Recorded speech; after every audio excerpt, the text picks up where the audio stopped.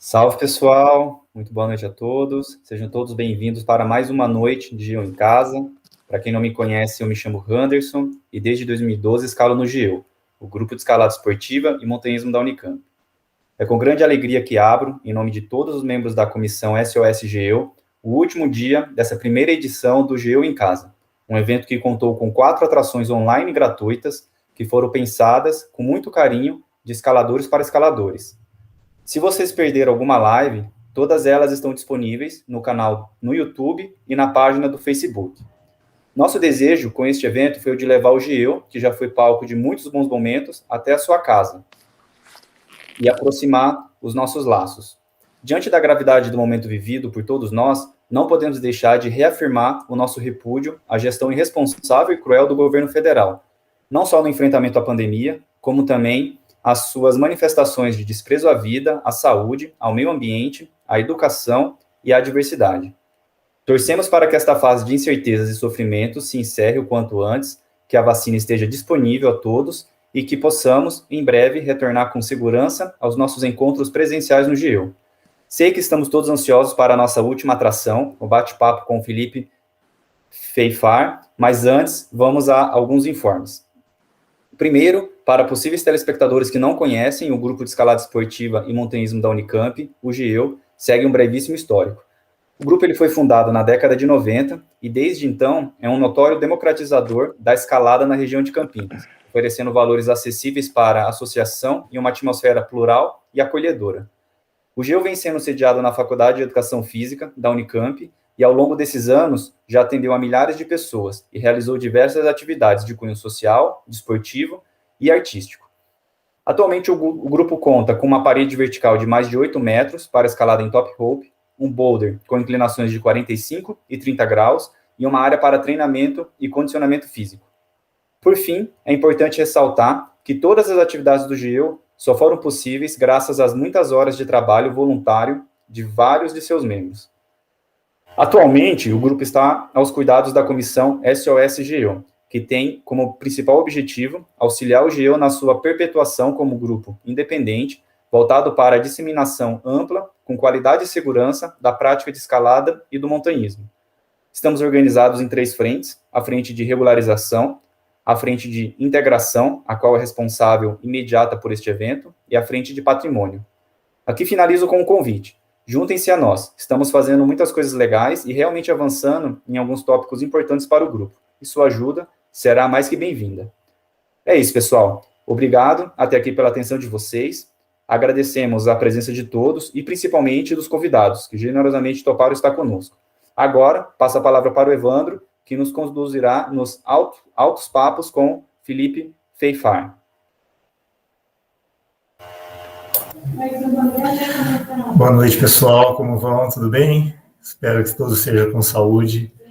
A gente está aqui hoje para um bate-papo bem interessante, que vai envolver questões éticas, questões de consciência no montanhismo, consciências com os nossos riscos, nosso papel junto ao meio ambiente, qual é o nosso papel com a sociedade e com os outros que estão ao nosso redor, e também um bate-papo, uma consciência sobre nós mesmos, por que não dizer, como escaladores, como montanhistas e como membros da sociedade de forma geral.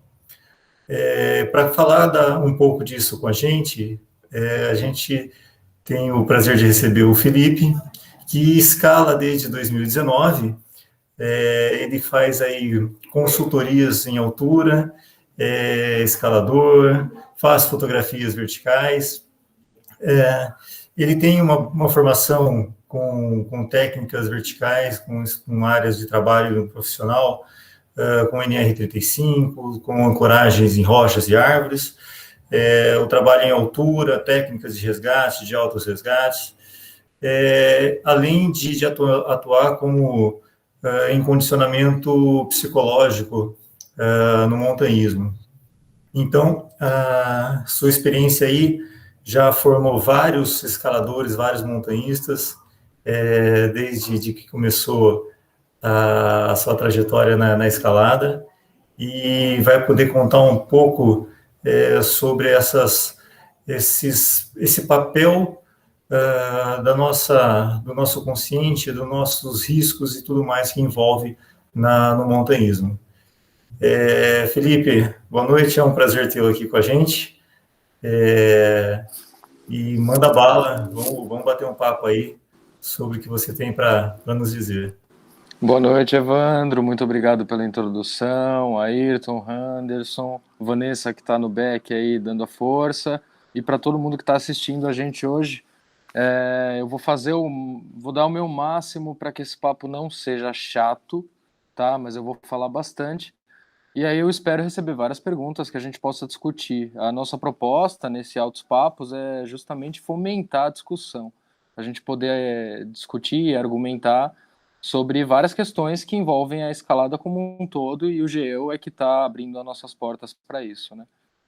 Eu estou abrindo a apresentação aqui. Ayrton, você só me confirma se apareceu aqui para todo mundo?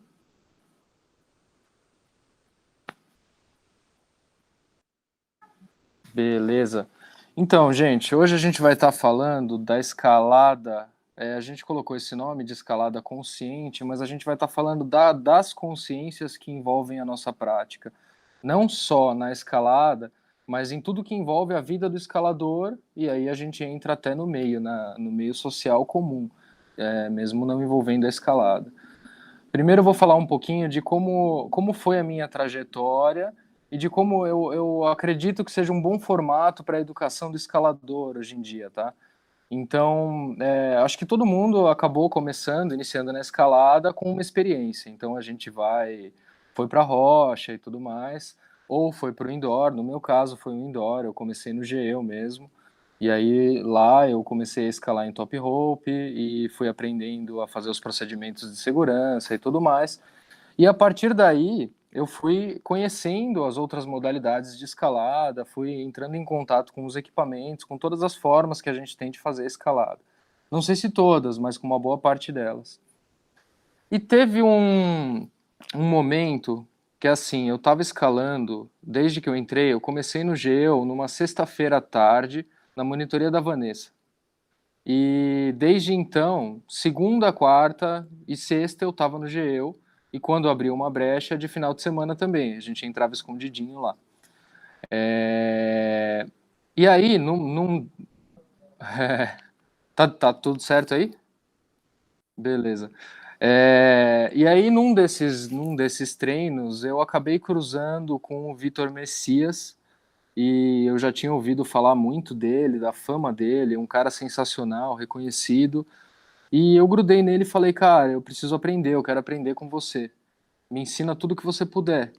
E aí ele virou para mim e passou a Declaração do Tirol e uns documentários sobre a escalada brasileira. No começo eu fiquei meio desanimado, porque eu pensei, poxa, nossa, eu tava querendo fazer rapel, eu tava querendo guiar, eu tava querendo ir pra montanha, e ele me passou esse conteúdo teórico. Mas eu fui atrás, eu tava super animado e comecei a estudar. Então, lendo a Declaração do Tirol, eu já tive uma ideia um pouco mais ampla do quão forte é a nossa responsabilidade no esporte. Isso é lógico, a gente não percebe. Na vida, a nossa responsabilidade é alta também. Mas na escalada, como o risco de morte, lesão grave é iminente, de repente, um erro na hora errada pode fazer com que você perca a vida. A gente vai falar mais para frente de alguns casos aí, eu tenho certeza de que todo mundo acompanhou. Mas aí, tocando, só para a gente não perder muito tempo nesse pedaço, depois disso, eu fui atrás da especialização. Então, eu treinava segunda, quarta e sexta. Quando dava para ir no sábado, eu ia, no domingo. E aí eu fui atrás de cursos e tudo mais. E depois de alguns meses de GEU, eu tive a oportunidade, numa viagem que eu fiz para Minas, de fazer a minha primeira escalada em rocha, escalada esportiva. Eu praticava boulder já em rocha, mas eu pude entrar na primeira via esportiva de top rope. Foi até... Agora não me recordo o nome da cidade, mas eu lembro o nome da via, era Arapuá Nervosa, era um 7A, se eu não me engano, e eu fiquei amedrontado, eu não consegui sair do lugar praticamente, mas aquilo me pegou e eu falei, não, vou superar isso, vou superar isso. Depois disso já engatei, fui comprando equipamento e comecei a guiar. Então eu nunca tive tempo para escalar de top rope desde o início, eu acho que isso deu uma alavancada no meu aprendizado. Porque entrando num quinto grau, eu já tinha a responsabilidade de se por um acaso eu caísse ou eu fizesse alguma besteira, eu ia me machucar. Eu não tinha ninguém para armar o top rope para mim nesse começo. Eu tinha escaladores experientes, mas eles estavam parados há muito tempo e por uma série de motivos eles estavam drenados, estavam com medo de entrar nas vias, então eu falei, pô, vamos. Então a gente revezava as subidas. Então eu ia até a parte que eu conseguia ir, descia e aí outro escalador entrava. Então a gente foi desenvolvendo assim, com uma escaladora que já escalava há 7 anos na época. Então a questão de procedimento e tudo ela tinha, a gente só não tinha o hábito, ela tinha perdido o hábito, estava muitos meses sem guiar e tudo mais. Então, depois disso, eu tive a sorte de ter uma experiência em montanha, foi vários meses depois disso. O meu amigo, Diogo Brasil, pegou e me treinou. Ele falou, não, você já sabe o procedimento na teoria, então vem aqui, vamos revisar. Então ele foi para a pedreira comigo, me ensinou a fazer a segue de cima, me ensinou a montar parada, e nisso eu estudando. Eu peguei material internacional, fui estudar os procedimentos avançados de montanha e tudo mais, e aí eu sempre conferia com o pessoal que já tinha tempo, né, na escalada. E depois disso ele se sentiu seguro, me levou para Andradas e me deixou guiar inteira a Cúmulos Nimbus, na Pedra do Elefante. Então eu tive sorte, muita sorte, paciência, porque a gente fez uma acordada de 3 e eles me deixaram guiar todas as enfiadas até o cume. E isso me deu uma emoção, uma sensação de companheirismo, de superação, foi muito grande, muito bonito. Então, todos esses processos, eu acho que eu sou muito privilegiado por ter conhecido essas pessoas, por ter tido essas oportunidades. Mas eu acho que esse desenvolvimento de você começar aos poucos, achar as pessoas que conversam, que falam a sua língua, e poder desenvolver com elas essa experiência, eu acho que é essencial para a gente poder ter uma escalada que faça sentido, né? Não só falando de segurança, mas uma escalada consciente, no sentido de que a gente tem afinidades, a gente tem coisas em comum, as pessoas estão preocupadas com a segurança e a gente pratica juntos e a gente vê evolução e a gente torce um pelo outro. Isso eu acho que é muito bacana e eu acho que eu fui moldado a ver a escalada mais nesse sentido do que no sentido de graduação, de performance atlética, né? Então foi isso. Depois das guiadas, experiência em montanha, eu passei por evolução de procedimentos. Então eu fiz os cursos, eu fiz vários treinamentos, eu entrei em contato com pessoas que trabalhavam em altura, com pessoas que faziam coisas diferentes em rocha, e fui desenvolvendo a minha técnica junto com isso, porque é muito volume em vias de grau baixo, várias viagens que eu fui fazer para conhecer os lugares, inclusive Arcos, lá eu consegui escalar nem sei quantos quintos e sextos. Meu foco foi o volume.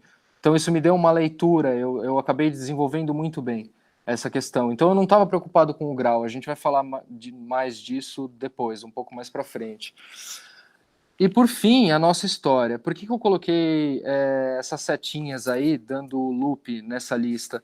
Porque eu acho que que esse ponto do desenvolvimento, ele nunca cessa. A gente precisa estar sempre atualizando, a gente precisa estar sempre se expondo a algum tipo de desconforto, não muito longe da nossa zona de conforto, porque aí eu acho que acabam acontecendo os acidentes, as lesões, quando a gente acaba tentando sair muito dessa zona. Poxa, eu escalo 7º grau, só faço escalada esportiva, e eu vou entrar numa via em montanha, sendo o escalador mais experiente da expedição, para guiar um crux de 7º grau. Então, é uma coisa que a gente precisa pensar, e aí isso entra nesse contexto da consciência. Depois disso, depois de todo esse desenvolvimento que eu tive, eu acabei sendo convidado a trabalhar com algumas empresas que estavam começando a fazer experiências de escalada. Então, eles faziam vivências em grupo, em alguns lugares aí, um deles inclusive na Pedreira do Garcia, e me chamaram para estar ajudando nessas vivências, para estar sendo responsável técnico, porque não tinha nenhum escalador ainda. Então, nesse momento, eu pude ter a experiência de montar uma segurança consistente. Então, eu fazia uma parada, treinava o pessoal para fazer a segurança também, refinava os procedimentos, e aí colocava os participantes para escalar. E aí eu tive contato com a escalada profissional. Foi a primeira vez que eu vi ela acontecendo. Como a gente poderia estar desenvolvendo o ganha-pão, vamos dizer assim, no meio da escalada. Depois disso, eu comecei a fazer ensaios fotográficos em rocha. A minha irmã, ela é fotógrafa, ela também é escaladora, também começou no GEO.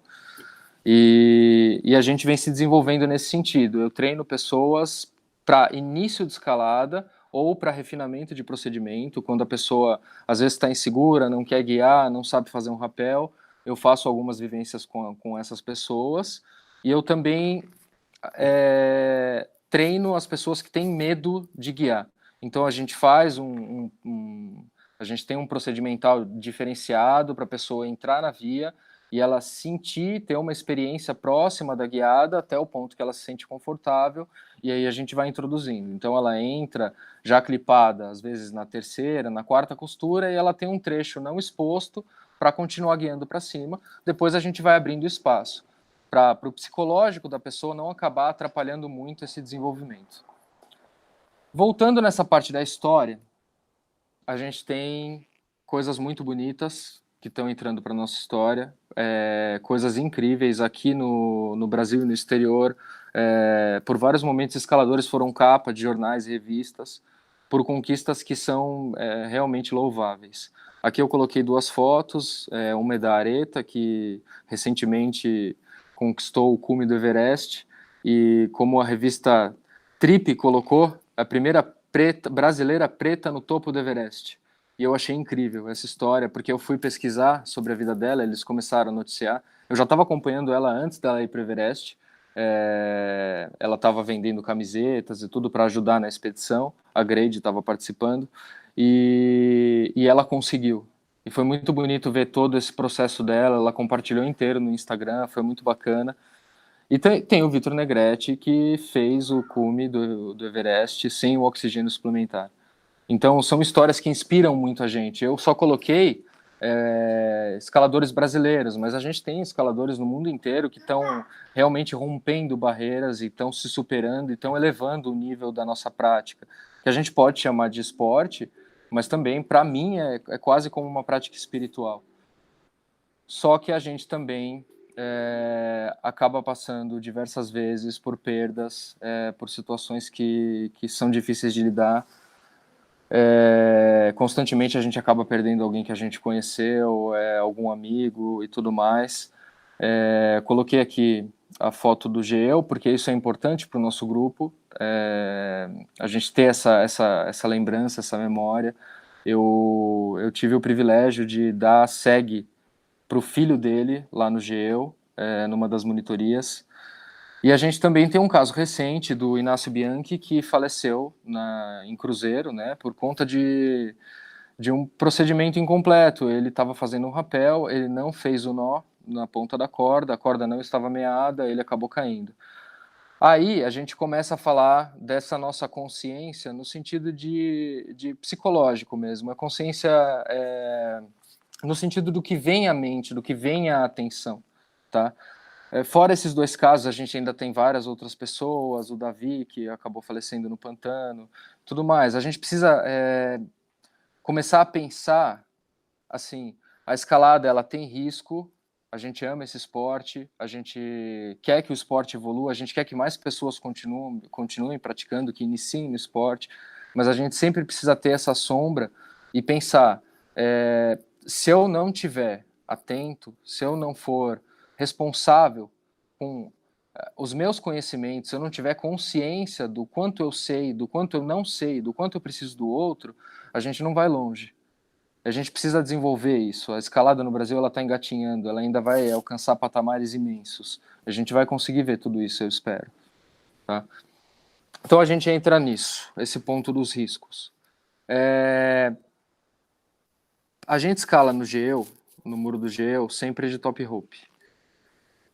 Lá, a gente tem um risco muito pequeno de ter algum tipo de lesão, de se machucar. A gente acaba estando exposto de qualquer forma, porque a gente ainda pode ter algum tipo de falha do equipamento e erro procedimental. Fora isso, a gente consegue ter uma segurança, mas quando a gente fala de escalada em rocha, e aí entram todas as modalidades, até o boulder, se a gente não está atento às coisas que podem acontecer, se a gente não está atento ao meio, se a gente não está atento ao nosso parceiro escalador que está na via do lado, podem acontecer mais fatalidades, mais problemas, e isso vai prejudicar toda a nossa comunidade. Então, o que eu faço? É perigoso. Eu vou parar de escalar? Eu vou escalar só em academia? Só escalar de top rope? Eu não vou guiar, então. E para montanha, nem pensar, porque a maioria das fatalidades acontecem em montanha. Como é que a gente faz a partir disso, né? Como é que a gente se desenvolve? Então aqui a gente tem algumas coisas que a gente precisa estar pensando, talvez até vocês consigam adicionar mais, se quiserem colocar nas perguntas e tudo mais, a gente segue a discussão depois. Mas o escalador na via, quando ele está na via, o que pode acontecer com ele de errado? Além do erro de montagem do equipamento, que a gente espera que o escalador só vá fazer a guiada se ele tiver consolidado nos procedimentos, né? Mas fora isso, a gente ainda tem a questão da queda de pedra, que acontece muito. Eu já caí com queda de pedra, eu acho que a maioria de nós já teve alguma vaca nesse sentido. O próprio impacto da queda do escalador quando ele está guiando no SEG. Eu tenho um amigo que ele cortou o braço e ele levou, acho que 7 pontos por conta da queda do escalador. Era um trecho que dava para fazer uma proteção imóvel, o escalador não fez a proteção, acabou tomando uma queda muito maior do que era esperado, e o SEG foi arremessado contra uma lâmina na rocha e cortou o braço. E aí teve que ir direto para o hospital tomar ponto, né? Teve que fazer o resgate.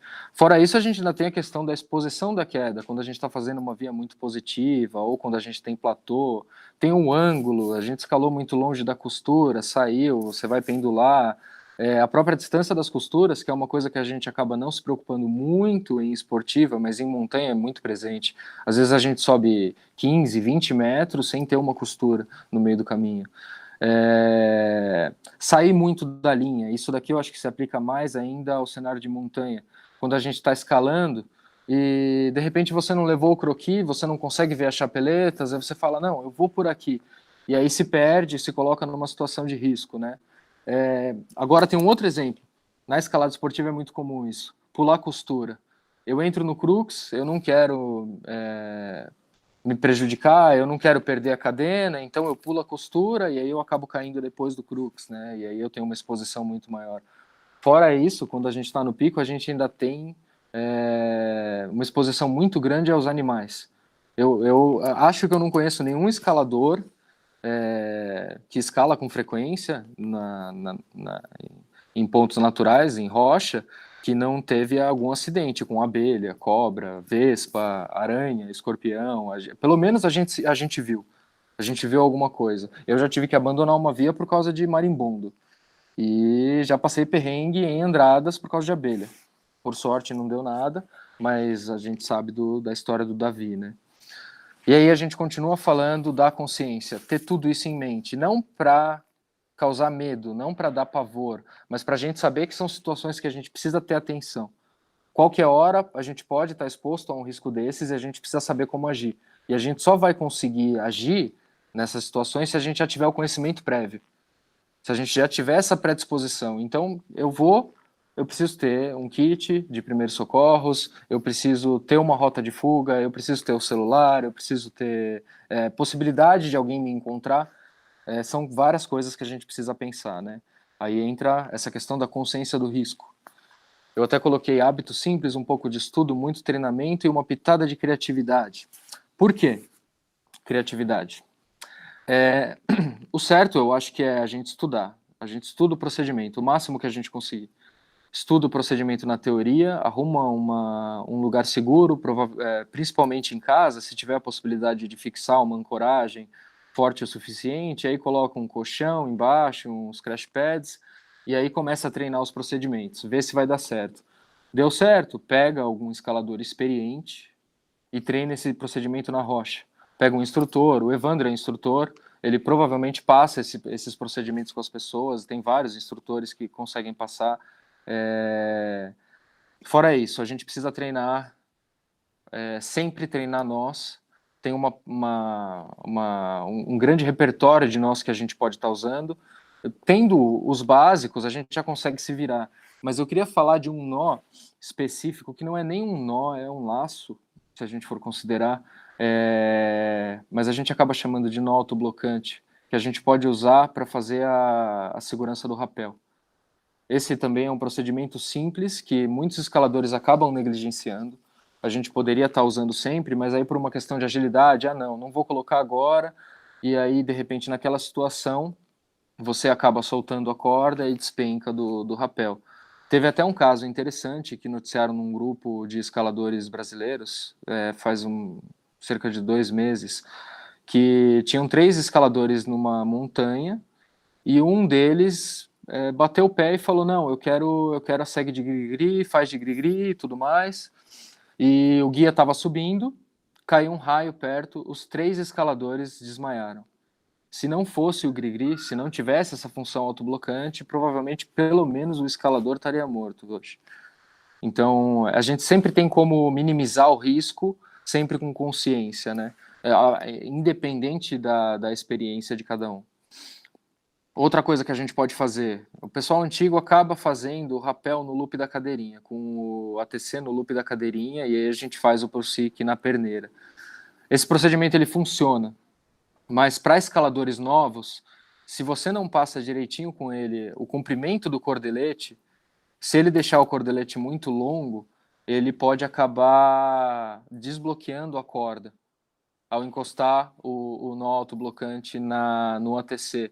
Então a gente tem mudado isso para minimizar esse risco, a gente tem passado o rapel estendido na solteira.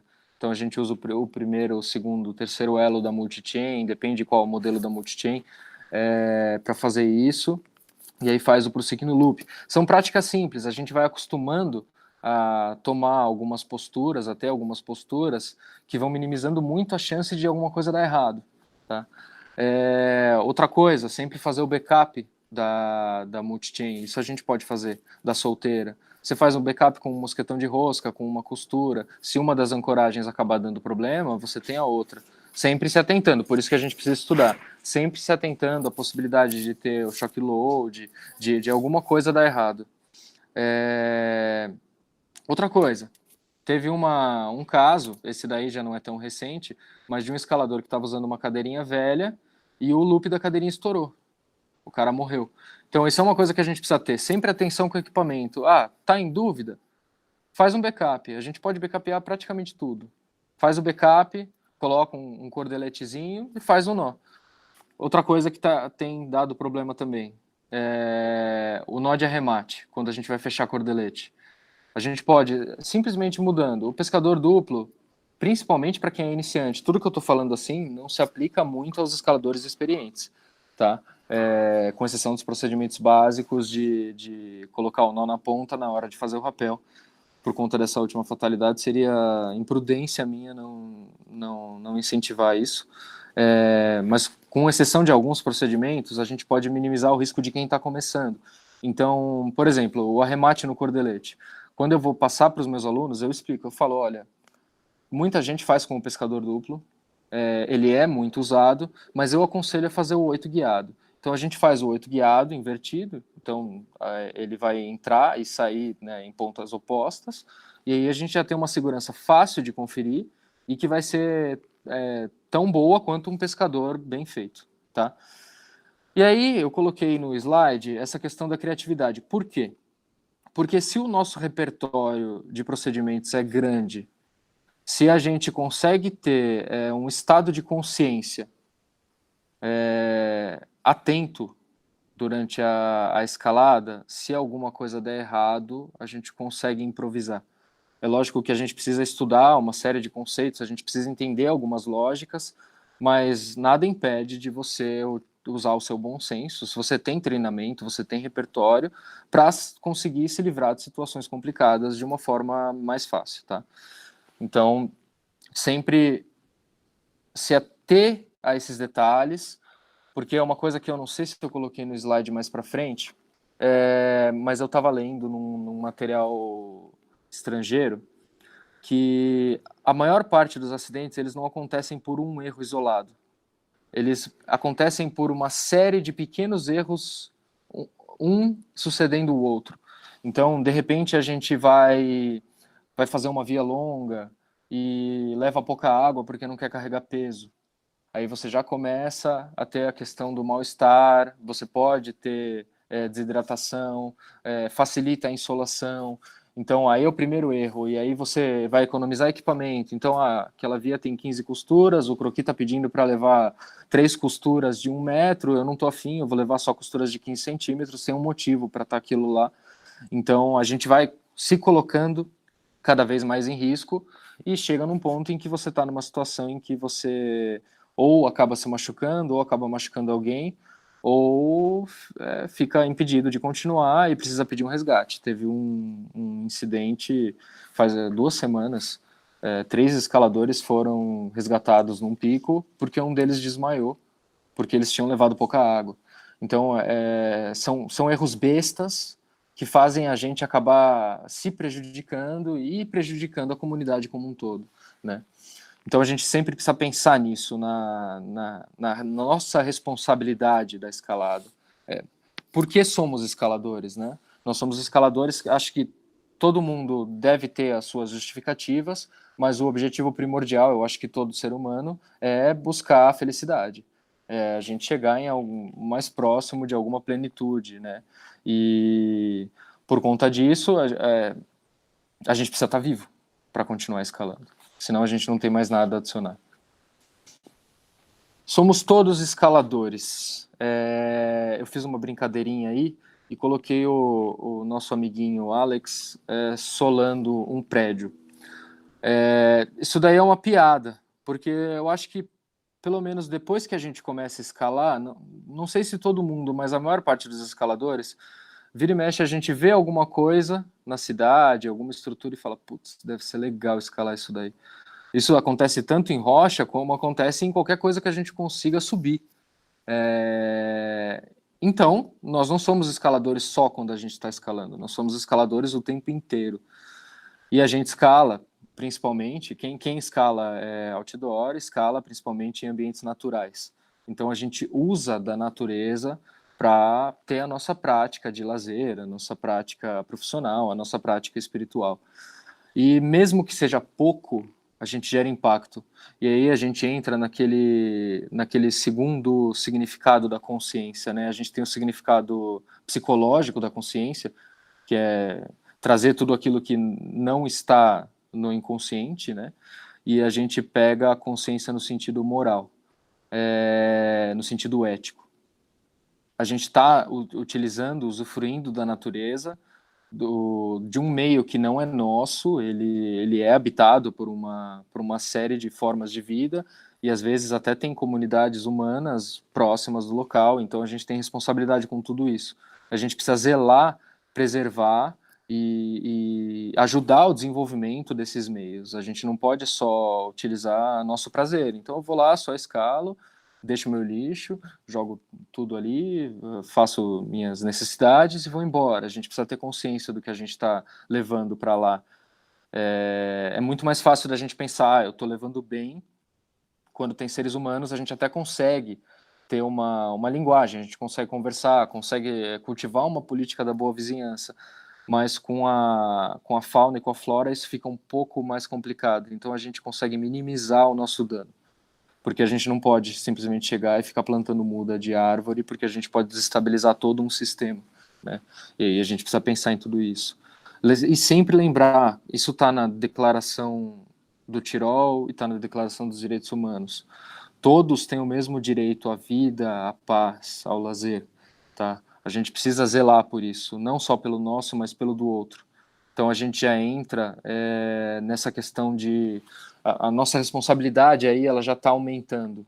Ela tá ficando num espectro muito maior. Antes a gente tinha, no começo da apresentação, a gente estava pensando na responsabilidade pessoal. Eu tenho responsabilidade comigo, com o meu bem-estar, com o bem-estar de quem escala comigo. E aí, isso daí está limitado a basicamente duas pessoas, né? O escalador e o segue. Agora, a gente já está ampliando isso para todos que envolvem esse sistema, todos que fazem, de alguma forma, direta ou indireta, que fazem a nossa escalada ser possível. Então, aí a gente já entra nessa responsabilidade que a gente tem até com os outros escaladores. Então você vê algum escalador que está numa situação complicada na via do lado, de repente, eu passei por essa situação, acho que faz 2 ou 3 semanas, na Pedreira do Garcia. A gente estava escalando lá, eu estava com a minha irmã, e aí eu vi uma situação estranha numa via, e eu fui ver. Estava até no celular, eu fui dar uma olhada, eu só cheguei perto e aí eu vi que o escalador estava complicado numa via, ela chama Dona Doida, inclusive. Ele estava solteirado numa chapeleta e ele tinha passado a corda direto em 2 chapeletas para fazer o rapel, na chapeleta simples. E aí eu virei para ele e perguntei, viu, tá tudo bem? Você precisa de ajuda? E na hora ele falou, sim, eu não sei o que fazer.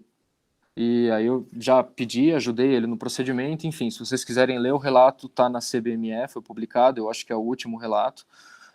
Mas é uma situação assim, você vê alguma coisa errada, vira e mexe, a gente já passou por esse tipo de situação. Chega algum escalador e fala, você está fazendo isso errado. Mas aí a gente entra naquele ponto. Se eu tenho direito à paz, se eu tenho direito ao bem-estar, o cara chega com essa linguagem para mim, ele já está me colocando na defensiva, ele já está me ferindo antes. Então, entra a nossa responsabilidade até de comunicação. Eu vou chegar na pessoa que está fazendo alguma coisa, que pode ser arriscado para ela, e eu vou chegar num diálogo empático. Eu vou chegar e falar, olha, eu acho que você não percebeu, mas você está fazendo errado, isso daqui. Ah, por quê? Porque, olha, o freio está montado desse jeito, você precisa fazer isso e tal. Ah, tá, tudo bem. Aí você já minimiza esse trauma que vai causando, porque a gente tem essa imagem, né? O escalador, todo mundo fala, escalador é treteiro. Escalador arruma confusão. E a gente arruma muita confusão. A gente briga muito por pouca coisa. E é incrível. Fora isso, assim, a gente acaba, mesmo que a gente fale, olha, eu vou chegar no pico, eu vou andar só na trilha que está batida de barro para não danificar mais nada, eu não vou fazer número 2 aqui, vou segurar o número 1, eu não vou fumar, eu não vou deixar cair migalha de comida, mas para escalar, muitas vezes a gente precisa ter a proteção fixa. E isso é uma coisa que a gente não vai abrir mão, porque garante a nossa vida. Então, a gente já está perfurando a rocha. Eu acho que, assim, dos impactos, eu acho que esse é o menor dos problemas, né? Mas aí a gente entra em outro ponto, até onde eu posso fazer a modificação da rocha. Aí a gente pode trazer isso para a consciência. Eu estou pegando um lugar natural, um ponto que não foi eu que fiz, e eu não tenho nenhum tipo de decisão em como ele foi criado, não tem nada a ver comigo. E ele está ali disponível para todo mundo. Então, o quanto é certo eu chegar e modificar essa rocha, esse ambiente, além da minha necessidade vital, do que é crucial. Então, além de eu perfurar, eu ainda vou cavar um buraquinho maior aqui, eu vou aumentar essa garra porque eu não estou conseguindo passar do lance. Então, não vai machucar a rocha. É pouco provável que alguém do meio seja muito prejudicado por isso. Mas vai prejudicar o nosso coleguinha. Vai prejudicar o outro escalador que está malhando, aquele 9B, que está tentando passar daquele lance, que não vai desistir, e de repente ele chega lá e tem um agarrão no crux. Então a gente sempre precisa pensar, cara, o que eu estou fazendo vai impactar quem? Vai fazer bem ou mal? Quem vai ser prejudicado? Quem vai ser beneficiado? Se for só eu acho que, não sei se em 100% vai, mas em 90% dos casos é melhor eu não optar por aquela decisão. É melhor eu pensar em outra coisa. E aí a gente entra, agora são sugestões minhas, né, do que seria uma escalada coerente, né?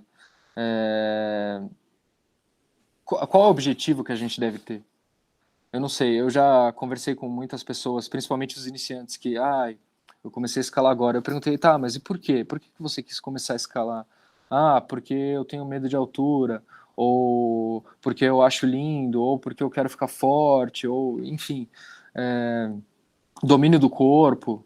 E aí, quando a gente começa a escalar já há um tempo, a gente percebe que o corpo é meio que secundário, a gente tem que ter o domínio da mente para conseguir ter clareza nas situações. Às vezes a gente passa muito medo em situações que não tem risco. Então, eu estou fazendo isso por quê? Sabe? Na minha mente, é superação? O que é? Tem muitos escaladores, eu não sei, mas que tem a impressão que eu tenho é que eles querem ser os melhores. Então eles chegam, eles querem ser o cara que escala o grau mais alto, no pico, e sempre pensando sempre em grau alto. Então, eu mandei um 9B, então daqui para frente eu só vou entrar no 9B, eu vou entrar no 9C, vou mandar um décimo, tudo mais. Aí eu penso, tá, mas esse tipo de escalada é bonito de ver, isso ajuda a gente a evoluir tecnicamente, mas ir para a pessoa, ir para o meio, qual que é o impacto que isso pode ter? O impacto positivo eu acho que a gente já consegue enxergar, né? A gente acompanha a história dos escaladores que se superaram, que se deram muito bem, que escalam graus altos, mas e o impacto negativo? O que isso traz? Eu acho que a gente pode pensar um pouco até na questão da exclusão. Quando a gente pensa muito na evolução, a gente pensa muito em ser supremo em alguma coisa, em se superar, a gente acaba excluindo uma parcela. E essa parcela não é só quem faz menos do que você, né? No caso da escalada, quem escala menos, mas é quem de repente não é importante para a gente. E a gente está vivendo uma situação muito complicada no país, que eu não sei se é causada por esse tipo de pensamento, mas tem muita influência nisso. Eu não vejo um determinado tipo de pessoa, um determinado tipo de conduta como digna. Então eu segrego, eu separo, e aí eu só vou privilegiar as pessoas que eu acho que deveriam ter vantagens, que deveriam ser felizes. Então a gente acaba decidindo quem é digno de estar no nosso meio, de quem é digno de fazer parte do nosso círculo. E com isso eu não tô incentivando ninguém a aguentar pessoas tóxicas, não é isso. Muito pelo contrário, a gente precisa tirar as pessoas tóxicas, principalmente essa que está aparecendo na tela de vocês. É uma pessoa que precisa ser retirada da influência social, do poder, mas eu não sei se a gente precisa deixar de lado o pensamento da educação, até com esse indivíduo. Se a gente não devia, pelo menos ter em mente que o melhor caminho seria educar o outro. Educar e abrir um diálogo, né? Abrir o diálogo com disposição de ouvir. Então, tudo bem, você tem o seu pensamento, mas eu não concordo com ele, eu acho que está errado, eu acho que faz mal, mas discuta comigo, debata comigo. Vamos transformar isso daqui em alguma coisa consciente. Vamos trazer isso para nossa consciência, né? Infelizmente, com algumas pessoas isso acaba sendo inviável, mas mesmo assim eu queria incentivar isso, que a gente sempre tentasse pensar primeiro na questão da educação. Eu preciso me educar e educar o outro. Se não, a gente acaba sendo vítima do que veio para a gente de graça, daquilo que tá escrito na nossa cultura, que é muito importante, mas nem sempre é o melhor caminho. A gente acaba aceitando vícios prejudiciais que acabam fazendo com que a gente machuque as outras pessoas. E isso até, se a gente extrapolar um pouquinho a imaginação, a gente consegue pelo menos pensar em uma situação em que a gente prejudicando alguém, talvez nós sejamos prejudicados também. Se não bastar simplesmente pensar no próximo, talvez pensar no malefício que tudo isso pode trazer. No mínimo, se eu deixo alguém frustrado, essa pessoa vai sair daqui frustrada e ela vai acabar frustrando outra pessoa, a gente cria uma cadeia de frustrações que acabam voltando para a gente. E é fácil de ver o efeito disso no trânsito, por exemplo, né? Que é uma coisa que a gente passa praticamente todos os dias e não é agradável, principalmente nas grandes cidades. É muito individualismo em uma pista só, né? E a gente faz mal porque a gente não consegue enxergar a necessidade do outro. Cada pessoa tem as suas necessidades, tem necessidades que são reais, por exemplo, a expressão e o direito de você manifestar a sua sexualidade. Lógico que é agressivo, pelo menos no nosso meio social, você impor a expressão da sexualidade, do sexo, né, não da sexualidade, para o outro. Mas a questão da orientação sexual é uma coisa que eu acho que já passou da hora da gente superar. É uma coisa que só diz respeito a quem tem aquela orientação e mais ninguém. Ninguém está obrigando, pelo que eu saiba, ninguém está obrigando ninguém a tomar um caminho ou outro, né? E com isso, se a gente chega nesse ponto utópico de respeitar as necessidades de todo mundo, as nossas vão ser aceitas também. Então, eu acho que é um pensamento válido da gente pensar. E o objetivo, como eu falei antes, o objetivo de todo mundo eu acho que é o mesmo, a felicidade. Todo mundo está buscando isso, né? Se a gente for olhar na essência, a gente acaba pegando caminhos tortos para tentar chegar nisso. Então eu compro um carro, eu compro uma casa, eu vou fazer a viagem, eu vou me tornar escalador. Depois que eu fizer isso, eu vou ser feliz. Se esse for o argumento, assim que a pessoa conquista aquilo, assim que ela se acostuma com aquela nova condição, a infelicidade vem. Então como a gente chega? Tá sempre tudo insuficiente. Não importa o quanto a gente busque, tá tudo insuficiente. O meu objetivo é escalar o 7A, mas depois que eu conseguir escalar, eu vou querer escalar o 7B, o 7C. Até onde vai tudo isso? Então, aí é uma coisa que eu tenho uma sugestão, eu não sei, até gostaria que isso viesse na discussão depois, que eu acho, né, com base em algumas leituras, mas aí é uma coisa muito mais espiritual, mas eu acho bacana da gente discutir. Se a gente, por um acaso, conseguisse se livrar ou reduzir o medo, a raiva e a ignorância, não tem mais porque eu querer agredir o outro ou eu me sentir agredido pelo outro. A ignorância aqui, no sentido amplo, simplesmente me impedir de ver. Não é a ignorância tem menos instrução, tem menos conhecimento. É eu estar me impedindo de enxergar alguma coisa. Eu estar me impedindo de ouvir alguma coisa e ponderar sobre aquilo. Então, se vocês concordam comigo, qual seria o caminho? como a gente conseguiria chegar nesse ponto onde não, dentro de nós não existisse o medo, a raiva ou a ignorância? Bom, a gente volta para a escalada. E aí a gente pega da escalada e joga para a vida, que é o que muitos escaladores fazem, eu faço. Se eu tô com algum problema na minha vida, eu escalo mal.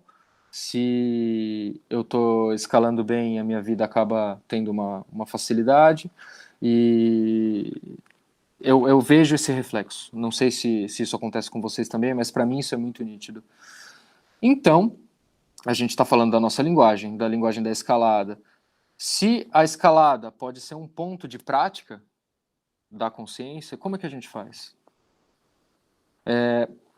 Eu acho que uma proposta que eu tenho é tornar a escalada infantil. No sentido de que o mais importante do que eu estou fazendo, de qual via, se eu estou fazendo de top rope, se eu estou guiando, tá tendo aquela experiência como se eu fosse uma criança. Então eu vou sentir a rocha, eu vou sentir o meu corpo, eu vou olhar para cima, eu vou olhar para baixo, eu vou dar risada. Se eu estiver guiando e eu precisar sentar, não me preocupar com a cadena é uma coisa que serve só para chegar para o outro e falar, olha, cadenei tal via. Se for ver, não serve para mais nada. Ela não diz que você escala bem ou que você escala mal. Dentro da nossa convenção, do nosso código, ela serve para ajudar a colar o grau. Mas fora isso, o que isso significa para o indivíduo? Se de repente todo mundo sumir, só sobra você vai parar de escalar? Não, aí você vai começar a escalar mais quinto grau, porque não tem segue, você vai querer se colocar numa situação mais segura, né? Você não vai chegar e vai falar, não, porque eu vou malhar o 8º grau, vou malhar o 9º grau. Se for parar para pensar, a gente está sempre se colocando com o outro. E a criança, ela tem sinais disso, mas a motivação dela é muito mais pura. Ela curte o que está acontecendo, ela curte o movimento do corpo, ela curte a textura, ela curte o ar. Quando ela fica desesperada, ela chora, mas ela não mantém aquele sentimento. Então, de repente, você está escalando, o SEG fez uma besteira, ou você tá na SEG, o escalador gritou com você e tudo mais. Adotemos essa postura infantil. Passou. A gente não está mais vivendo isso, a gente está vivendo outra coisa agora. Ter essa vivência de momento a momento, eu acho que pode dar mais sentido para essa experiência toda. E aí, quando a gente está na via, eu acho que a experiência muda muito de quando eu estou pensando, eu preciso chegar ali, eu preciso chegar na próxima costura, ou eu preciso terminar a via, ou eu preciso fazer sem perder a cadena, eu não posso sentar, eu não posso cair, eu não posso segurar na costura.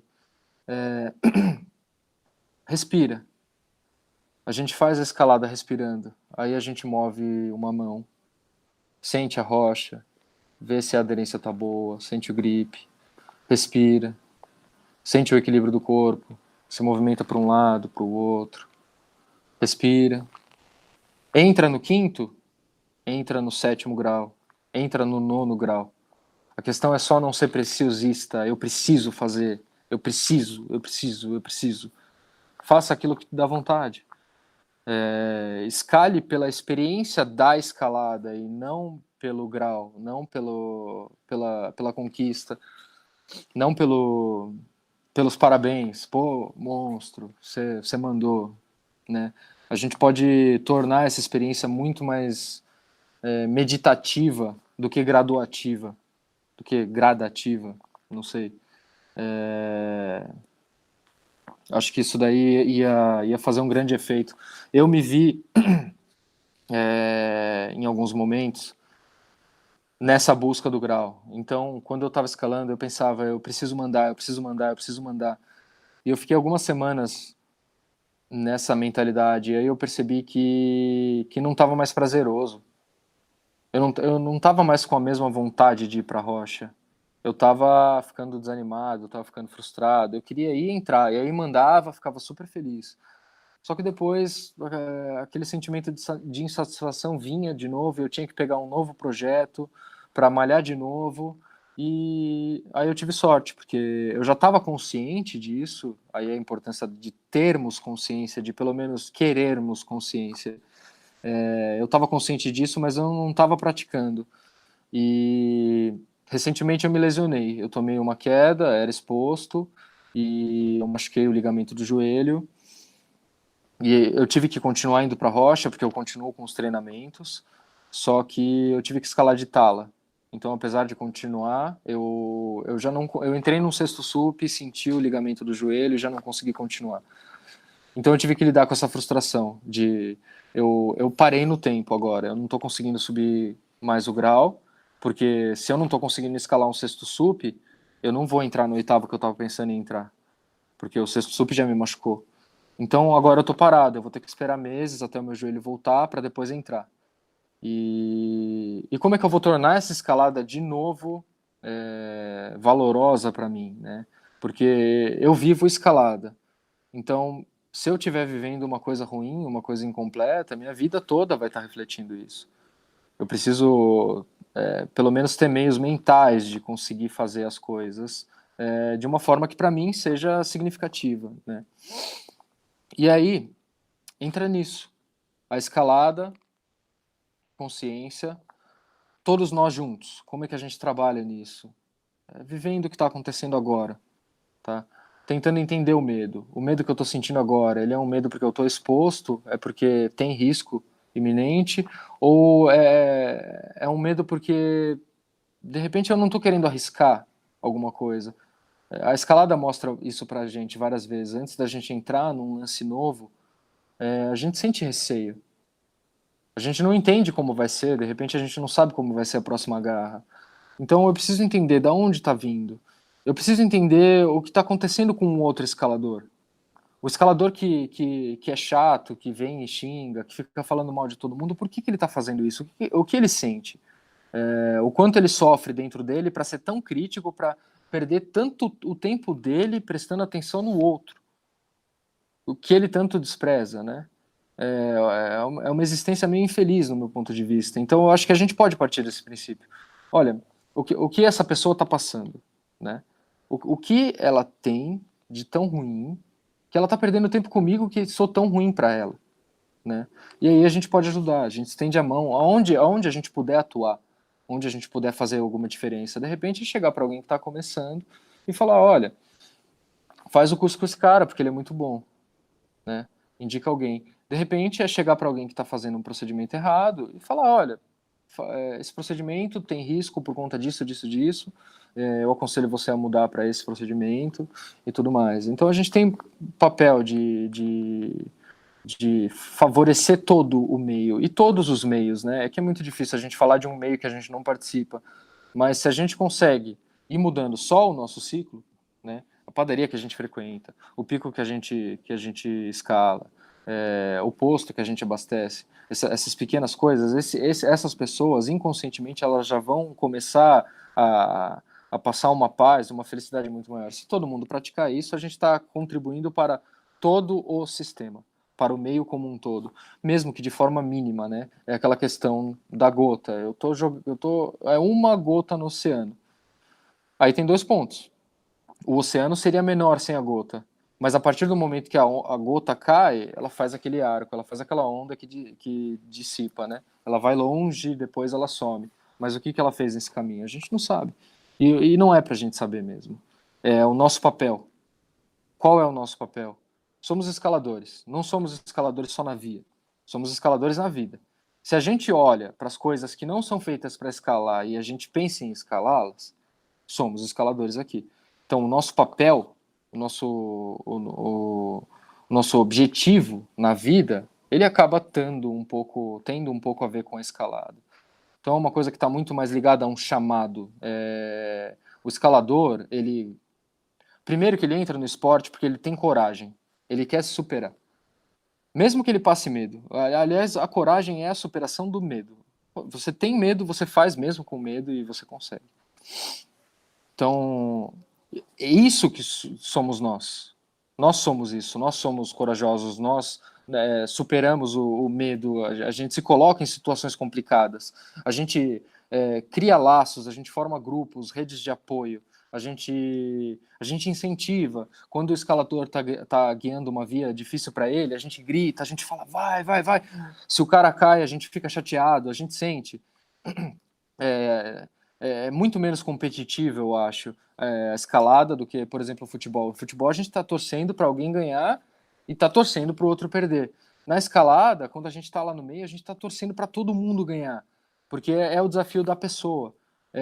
Eu estou me colocando ali, eu estou vivendo aquilo, eu não estou competindo com ninguém, né? Isso a gente está falando da escalada mais natural, né? Quando a gente entra na questão da escalada olímpica, aí já acaba mudando um pouco, mas mesmo assim, o nosso espírito vem disso, vem dessa escalada ancestral em rocha, né?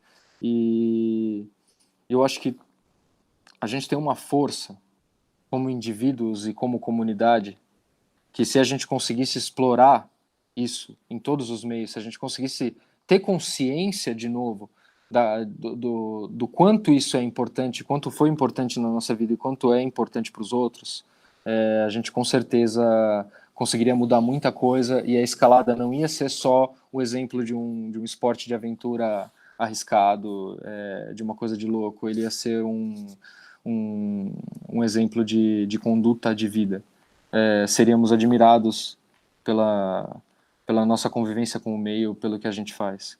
E é por isso que nós somos escaladores, a gente se diverte muito fazendo isso. A gente gasta muito tempo e dinheiro para conseguir ter essa superação. E por isso que a gente precisa mostrar para os outros que tudo é possível quando a gente acredita. Obrigado.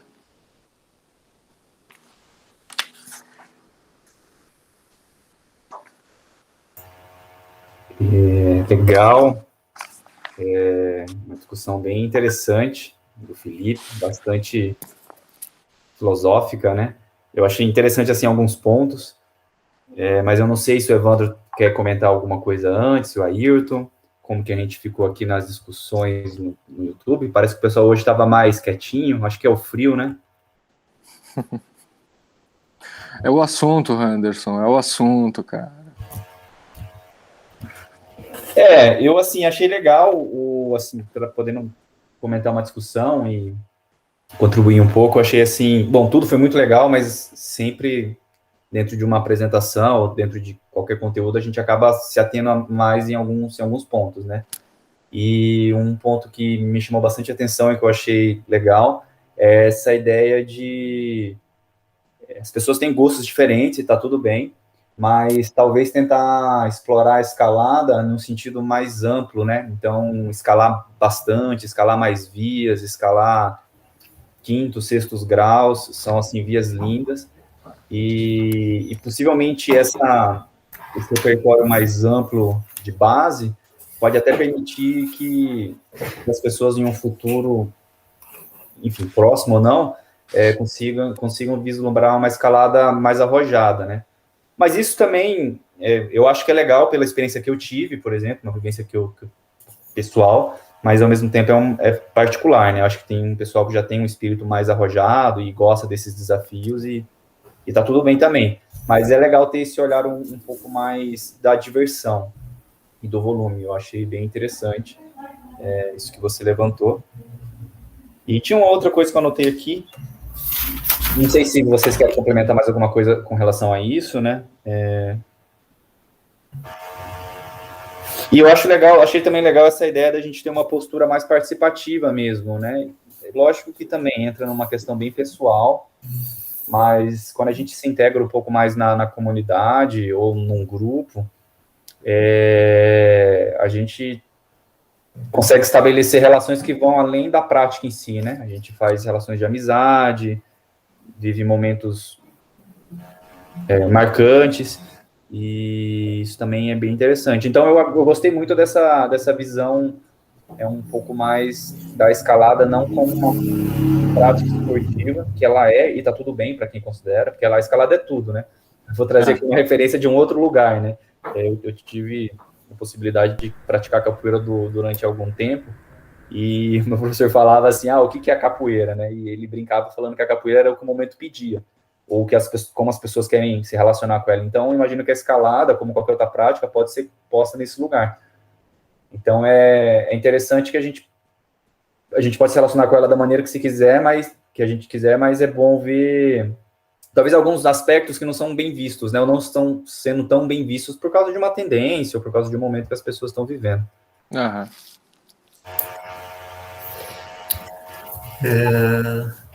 Eu vou pegar esse gancho seu, Anderson, do momento que as pessoas estão vivendo, que o momento que a escalada está vivendo, e aí chamava uma discussão sobre essa questão do grau que tá aumentando, né? Eu estou crescendo no grau, o objetivo é o grau. E aí eu gostei de uma fala do Felipe, quando ele fala sobre escalar como se fosse uma criança, né? Tempos atrás eu dei um curso, foi muito engraçado, que foi para uma dupla de gêmeos, e eu deixei eles fazerem tudo, absolutamente tudo que nós, escaladores já mais experientes, fazemos.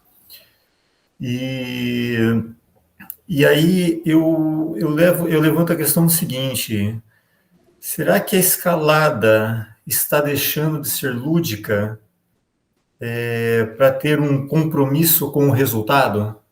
O que vocês já acham sobre isso? A gente está deixando de curtir mais a escalada e está considerando apenas o grau como um resultado da prática? O que você acha, Felipe?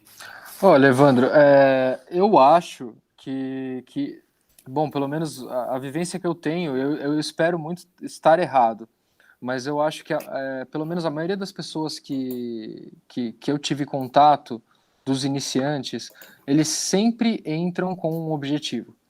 Eles sempre estão fazendo um objetivo que é diferente de simplesmente estar escalando. Então, eu tenho muito contato com gente, principalmente nas vivências, que vão nitidamente para tirar foto. Então, ela quer ter o arsenal do Instagram pronto. Outra coisa, aí tem gente que quer entrar, mas ela quer superar a via, então ela quer vencer. Então, não importa se ela vai afobada e tudo mais, ela quer chegar em cima. Como se chegar em cima fosse o objetivo, né? Para o guia é o objetivo, porque a gente tem a proteção rapelável. Mas só para o guia. A pessoa está escalando de top rope, ela não precisa chegar em cima, né? Eu acho que falta a ciência do porquê a gente está fazendo aquilo.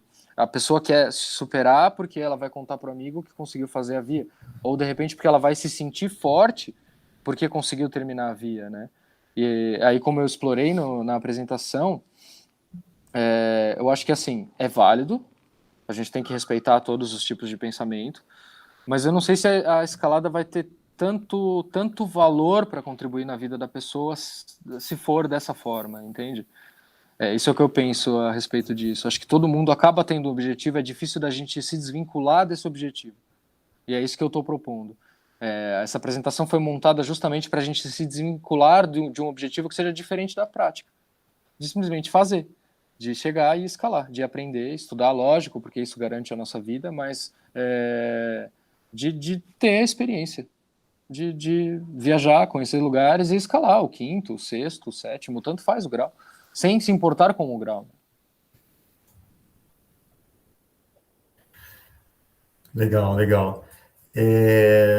E aí, nessa discussão toda, eu acho que assim, eu costumo dizer muito, quando a gente pega os iniciantes assim, uma fala que eu sempre coloco é que nós escaladores, nós montanhistas, temos o ego muito exacerbado, né? E talvez isso talvez nos cegue um pouco, jogue uma nuvem muito grande sobre esse olhar de buscar um objetivo na escalada, de não simplesmente estar lá por sei lá, dizer para o amigo que conseguiu, ou simplesmente ter as curtidas no Instagram, né? Então, a gente que está mais tempo, talvez, na escalada, no montanhismo, tem uma certa visão apaixonada sobre a prática em si, né, como um todo. Eu mesmo, eu vivo o montanhismo, né? Eu sou um cara vidrado, apaixonado pela montanha. E às vezes eu me sinto muito até ofendido quando eu chego num pico e vejo baderna e vejo bagunça. E aí eu vejo que as pessoas, o objetivo das pessoas realmente estão lá para uma foto no Instagram, para ter mais seguidores. Muitas vezes acontece isso, a gente está vivendo isso muito. E aí eu pergunto para nós aqui todos, né, Anderson, o Ayrton está aí envolvido, e para você que está aí nos assistindo, a escalada, o montanhismo, o cume a qualquer custo, vale isso? Vale o cume a qualquer custo? O que vocês acham disso? Acho que é retórica, né?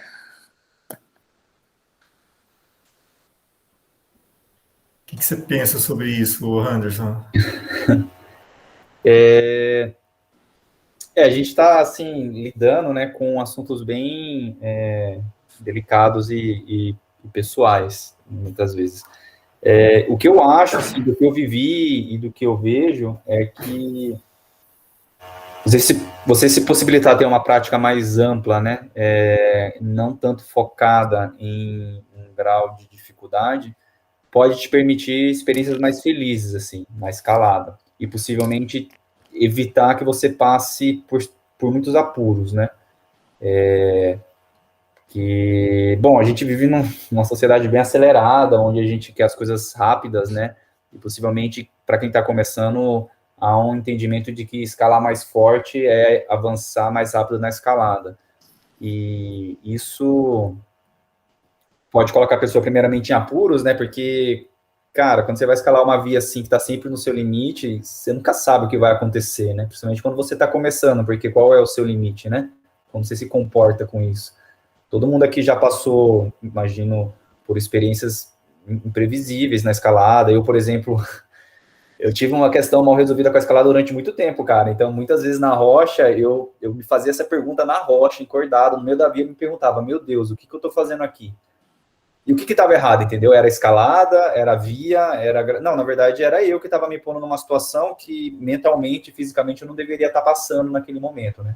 Então, acho que não vale a qualquer custo esse cume sendo representativo aí de um grau ou de uma conquista, né? Acho que tem uma série de coisas que possivelmente não vão te colocar nesse lugar, mas vão ser tão interessantes quanto. Acho que é isso. O que você acha aí, Ayrton? Conta aí, você que tá muito calado hoje. Tá, cara, só. Não sei se tá chegando meu áudio. Acho que tá chegando pro público em geral. Eu vejo assim, a escalada pra mim, cara, é uma diversão sempre. Né?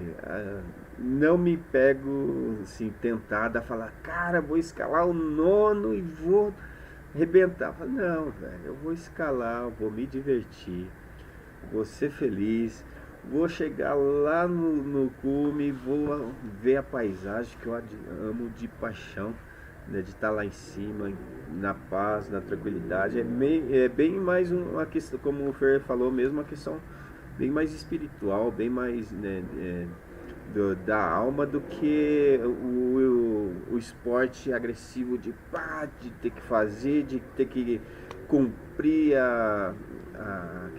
encadenar o negócio. Não é. Eu não vou ser um competidor, eu não vou ser um profissional que vai estar representando o país numa Olimpíada. Eu estou fazendo pela arte, por gostar mesmo, por participar ali, né? Aí sim, eu tenho que me preparar, né, tecnicamente. Então eu tenho que conhecer muito bem o procedimento. Eu tenho que ter um respeito muito grande, né, pelo local, como o Fer falou, pelo ambiente, por aqueles que virão depois de mim. Então a questão de limpeza, putz, eu fico muito pé da vida, né? Quando eu chego no lugar eu vejo tudo uma baderna. Então, assim, a gente só leva do lugar lembranças, né? E a gente só deixa a saudade, mas não nada mais que isso. A gente não vai ficar deixando nada lá, porque não foi, aquele espaço não é nosso, e mesmo que se fosse, não é para deixar nada ali. Né? Então, é mesmo ir com esse sentido de querer preservar o lugar, preservar o ambiente, para que quando você voltar ele esteja exatamente igual. Né? Não vou mexer na via, porque a via não é minha. Eu vou deixar ela exatamente do jeito que eu achei. Eu não vou cavar buraco. Não sou tatu, não sou pica-pau. Né? Então a gente tem que ter esses cuidados, né, com a natureza e com o ambiente e com a escalada em si. Então eu vou mesmo pelo prazer, pelo amor ao esporte. Né? Deixa o negócio do jeito que tá. Chego lá, entro e saio despercebido. Não sei se isso responde a sua pergunta. Queria fazer só uma última contribuição e talvez a gente possa fomentar mais um pouco de discussão, se for o caso, ou já ir para o encerramento por causa do tempo, né? E já estamos um tempo dentro do suficiente. Mas só fazendo aqui o advogado diabo, né? A gente está falando que é muito importante. Não muito importante, mas que é legal você ter esse repertório de escalada e às vezes não ficar muito fixo no grau. Mas, por exemplo, às vezes eu vejo também, é engraçado, né, dentro de pessoas que estão começando a escalar, que elas acabam nutrindo uma insegurança muito grande, né, de escalar sextos, sétimos graus, oitavos, porque está começando e não sabe, né. E eu acho que assim, lógico, que se começar não é depois de um mês, mas você já está escalando há um tempo, entendeu? Está escalando, não sei, há um tempo, há um ano, já foi bastante na rocha, você sabe os procedimentos, entende? Você sabe certinho como fazer as coisas, sabe como abandonar uma via. Também um processo mental você começar a não prestar atenção no grau, no sentido de, eu não vou escalar isso aqui porque é um sétimo, eu não consigo. Eu não vou escalar isso aqui porque é um oitavo, eu não consigo. Eu acho que também está tudo bem você ocupar esse lugar de, eu vou escalar, entende? Se for um sexto, eu vou escalar. Se for um quinto, eu vou escalar. Se for um oitavo, cara, eu acho que não vai rolar, mas eu vou entrar, eu vou sentir, vou tentar passar por um lugar que é mais difícil, superando possivelmente alguma limitação física ou psicológica. Mas é isso também, né? Desconstruir esse distanciamento que às vezes a gente também constrói de graus maiores. Eu não sei, né, se algumas pessoas têm isso. Eu vejo que sim, e eu particularmente também já tive, né? E sobre guiar também, né? Guie bastante, guie em vias fáceis, e aí vai ganhando confiança, caso você queira, e vai desconstruindo isso, né? De que guiar é difícil, é complicado, é perigoso, e exige uma consciência maior, mas se a gente fizer isso de uma maneira progressiva, né? E sem colocar os carros o carro, na verdade, não são os, né? Na frente dos bois, eu acho que rola bem. Não limitar o desenvolvimento, né, Henderson? É não colocar um limite nem para baixo nem para cima. Escalar aquilo que for proposto, né? Eu acho. E acho que tem que ser isso mesmo. Não eu não vou entrar porque é um 9º grau. Não, né? Se você tem conhecimento, se você consegue sair de roubadas, entre, né? Não tem nenhuma contraindicação, né? Contanto que o objetivo seja entrar em comunhão com a rocha, entender a via, né? Entender você enquanto você está na via. Eu acho que esse que é o grande lance. Não se ater ao grau. Eu não vou escalar porque é um 9º grau. Eu vou escalar porque eu achei essa via linda e eu quero fazer independente de ser um 9º grau, né? Não sei se foi mais ou menos nesse sentido que você falou. Estou só interpretando. Não, perfeito. Foi isso mesmo. Na verdade, você entra, você cai, se necessário for, mas você se diverte, mas dá um jeito, faz a via, né? Mas vai. Assim, lógico que você tem que se forçar a evoluir. Você não pode ficar parado no tempo. Né? Então, não, eu quero só fazer um 6º grau, tá bom. Não. Você tem que evoluir, porque às vezes você vai chegar num lugar que de repente, poxa, você olha aquele lugar e fala, cara, eu quero estar lá, mas para chegar lá você vai ter que pagar um preço, né? E esse preço é uma evolução contínua, porque um escalador é isso, ou ele evolui, ou tem que repensar também algumas questões, porque, né, não é dessa forma também, né? Tem que ter, a evolução ela faz parte do ser humano. E se você não evolui, você estagna, e se você estagna, você atrofia, né? E atrofia mente, alma, espírito, tudo. Nesse sentido, eu estava até procurando aqui, mas confesso que sem meus óculos eu não estou conseguindo enxergar. Mas tem um livro que é muito interessante sobre essa questão de desenvolvimento mental, que chama Super-Humanos. Depois eu vou pegar o autor, o nome direitinho, editora, e vou disponibilizar para vocês. Que fala exatamente, ele trata de vários assuntos, aborda vários temas de esportistas que superaram o limite, né, que a gente considera aí de super-humanos. O Alex Honnold, ele cita no livro, uns surfistas de grandes ondas, ele cita no livro, e ele fala exatamente essa linha entre a minha capacidade, aonde está a minha capacidade de escalar, e aonde está o meu limite que eu posso ir. E aí eu transito nessa linha para evoluir na escalada. Né? Então, assim, eu tenho que escalar um nível que não está nem muito aquém daquilo que eu sou capaz, mas nem muito acima daquilo que eu posso, porque senão eu posso me frustrar nesse processo. E aí, acho que lá também, se eu não me engano, no Caminho do Guerreiro da Rocha também tem citações sobre isso, que vale muito a leitura, para crescer, para se desenvolver no montanhismo, na escalada como um todo.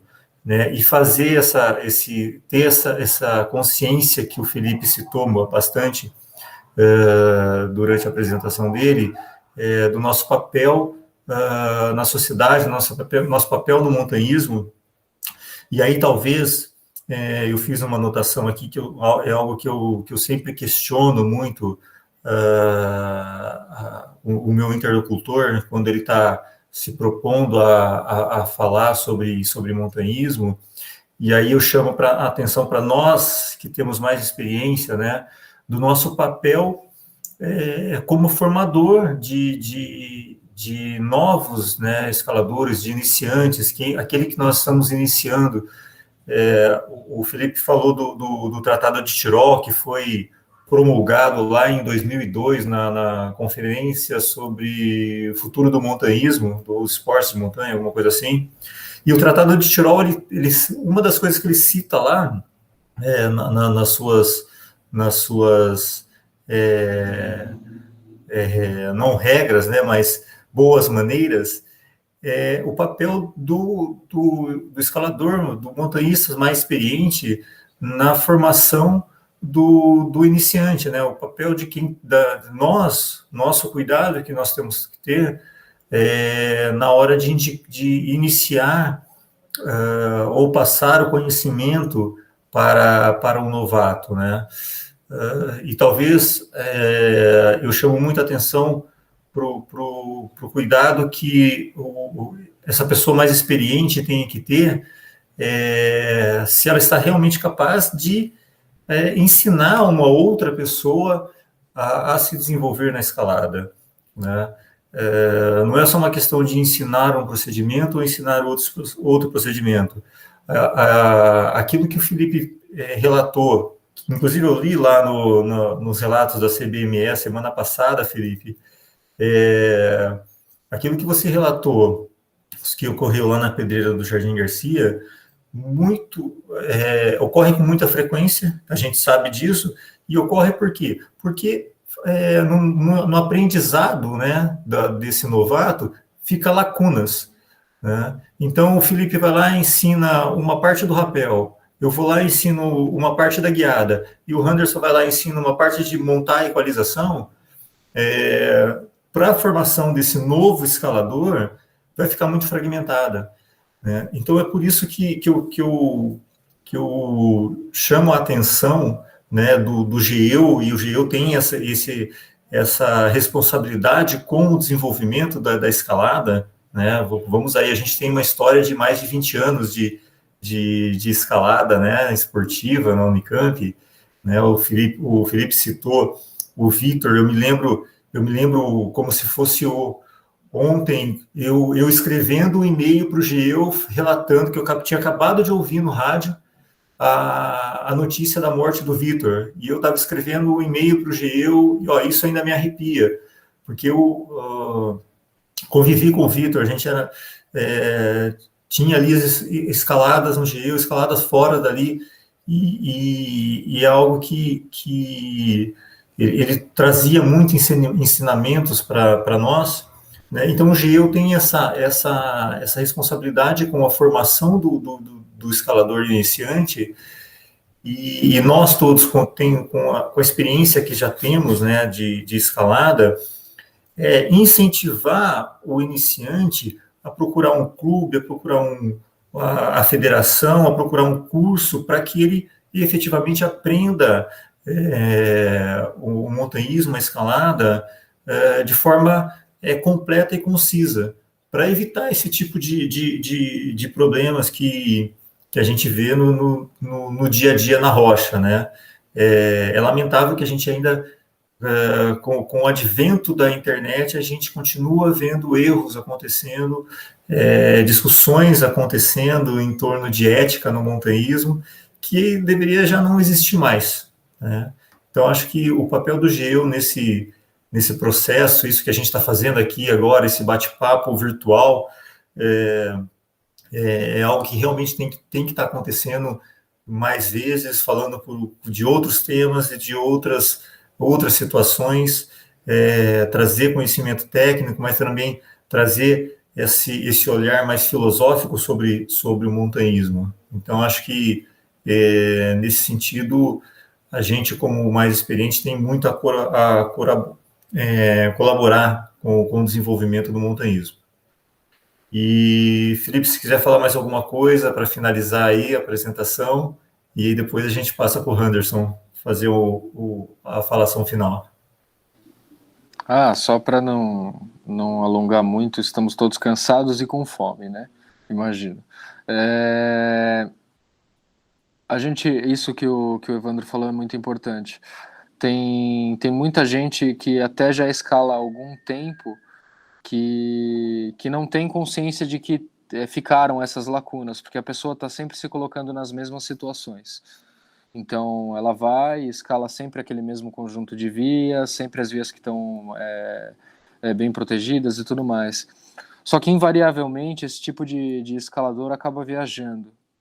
E, invariavelmente, ele viaja e escala com pessoas que não são nativas e não são mais experientes do que ele. E aí se coloca numa situação muito simples, por exemplo, um procedimento de abandono. E aí o cara não sabe fazer. De repente escala 2, 3 anos e não sabe fazer um procedimento de abandono. E isso eu já vi acontecendo, já vi gente querendo fazer baldinho em cordelete, foi um negócio que, né, é complicado. E aí você vê isso no pico, por sorte tinha mais gente, então a gente consegue limitar, a gente consegue dar uma segurada. Mas e se os dois estão sozinhos, por exemplo? Vai a dupla sozinha no lugar, e aí vai subir e não sabe abandonar e faz alguma besteira dessa, pronto, foi-se. E a gente tem vários casos assim que estão meio mal explicados de acidentes que aconteceram, inclusive alguns estão lá na CBME. Não dá para entender como a pessoa conseguiu errar daquela forma, né? O próprio arremate do cordelete na hora de fazer o abandono da via, a pessoa se colocou naquela situação sem saber fazer o nó. É complicado. Ou ela se distraiu, não sei se alguém se distrai com uma coisa dessas, né? A gente não faz abandono sempre, não vira automático. Não é toda via que eu entro que eu vou fazer um abandono. Então, é uma questão da gente sempre assumir que está faltando. Eu faço isso com o meu conhecimento, eu sempre estou faltando. Então eu preciso ir atrás de aprender. Eu preciso achar pessoas que saibam mais do que eu para que elas me ensinem, e aí eu preciso ir fazendo os cursos, né? Tem o curso do Messias, tem o curso do Evandro, tem só lembro dos dois agora. Então eu só estou dando mais peso ainda para isso que o Evandro falou. Às vezes a gente não sabe o que a gente não sabe, e o único jeito da gente chegar mais perto de saber tudo tá estudando, tá fazendo curso, tá sempre investindo no aprendizado. Encerro a minha fala. E aí, me localizei, desculpa, voltei. Vai lá, Anderson. Bom, gente, é isso. Agradecemos novamente a presença de todos que nos acompanharam hoje e, na verdade, ao longo desses 2 meses, né? Então, em nome de toda a frente de integração, eu agradeço novamente tanto a presença dos nossos telespectadores quanto dos convidados que vieram aqui dar o seu melhor para compartilhar o que aprenderam aí na vida com a escalada no Geo em Casa. Então, agradecemos ao Edmilson Padilha, desculpa, gente, às vezes dá umas travadas aqui, ao Arthur Gaspari, ao Evandro Duarte e ao Felipe Feifar. Muito legal o que vocês fizeram pelo Geo, assim, tenho certeza que o público adorou, foi um conteúdo que fez a diferença, com certeza, na vida das pessoas que prestigiaram e vai estar aí disponível, né, para todo mundo, como uma forma de conhecimento livre e acessível para quem quiser aprender um pouco mais sobre a escalada. Aí, para finalizar, temos aqui mais alguns informes, eu vou dar aqui uma lidinha rápida que eu não consegui decorar, na verdade, gente. Esse trabalho todo é um trabalho voluntário, né? Então, assim, todos eles estão aqui apenas pela boa vontade, tanto para passar esse conhecimento que eles têm, como para fomentar atividades do Geo nesse período de pandemia, que é um período infortúnio e que nos faz não estar juntos, né? Não estar compartilhando esses momentos, e aí foi uma maneira de fazer o Geo nos ajudar um pouco nesse momento. E no final, apenas gostaria de lembrar, né, que dentro do que a gente está dentro de um conjunto maior, que é dentro da comissão SOS Geo, onde a gente tem algumas frentes. Essa daqui é a frente de integração, e, em particular, nos próximos meses, a gente vai ter uma atividade maior vinda da frente de regularização, com relação a questões administrativas, que as pessoas que estão como membros efetivos vão ser informadas pelos e-mails. Então, apenas fiquem atentos, né, porque logo menos coisas começarão a acontecer. Então é isso, muito obrigado a todo mundo, um imenso boa noite, e é isso. Vocês também gostariam de falar uma boa noite aí para a galera, gente? Tchau, tchau, não? Boa noite, pessoal. É isso. Boa noite. Valeu, pessoal. Gente, muito obrigado. Beleza. E só lembrando que em breve vai ter mais, né? Fiquem atentos aí às programações que estão disponíveis no canal, em todas as redes. Exato. Fiquem ligados que sempre vai ter mais informação. Valeu, gente.